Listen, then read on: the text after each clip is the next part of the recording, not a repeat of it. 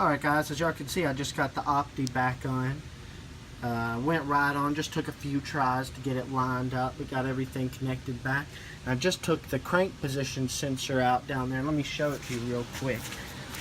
So this right here is this right here is most likely what was causing that little oil leak. You see that O-ring's broken around it? But got a new one I'm about to put on, so that should fix that. So guys, I asked a question on Z28 Camaro.com to see if you could actually try to start this car with the brand new OptiSpark just to make sure it's going to fire, and they said that you could. Many of them have done it, no problems whatsoever. So I'm going to try that real quick. I've got everything hooked up. That needs to be just a brief little shot here. If it fires, man, this is going to make me so happy. Let's see.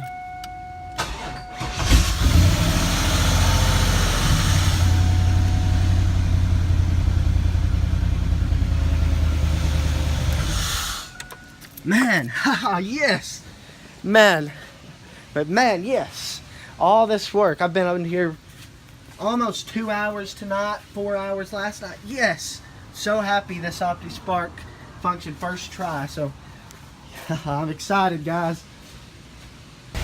All right, guys, as y'all can see, just started it. The engine is all back together. Now we're gonna see if it dies after heating up, which it should not. So if the OptiSpark was the problem, then that won't happen anymore, so let's hope. Alright, it's still running, so that's good. Got the radiator cap off, so I'm going to be refilling it using the steps. Let's see what the temperature is. 114.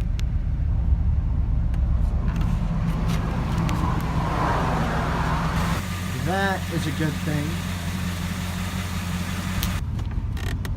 Alright guys, it is idling here at 188 degrees, which that is higher than it has gotten. So I'm still have my fingers crossed. I'm not convinced yet, but so far it's looking good, so that is a good thing. Alright, here I am, a first drive back of it. This will just be a short little drive, but yeah, it's doing okay so far. I've had it running for about 20 minutes. So it's still got that P0336 crank position sensor, even though I replaced it. Listen how much smoother it sounds with the new, what do you even call that? The new exhaust check valve.